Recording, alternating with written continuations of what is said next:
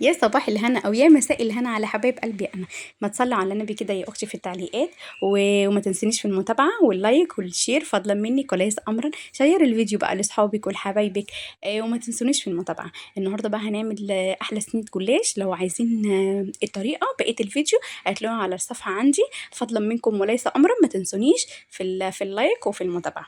بصوا بقى هنعمل النهارده صينيه جلاش عسل باللحمه كده. طبعا اكيد انت بتعمليها احسن مني بكتير واحلى مني بكتير. بس جربي طريقتي هتعجبك جدا جدا. هتدمنيها مش هتعمليها الا كده على طول باذن الله وهتطلع احلى بكتير اكيد عشان من ايديك يا ست الكل.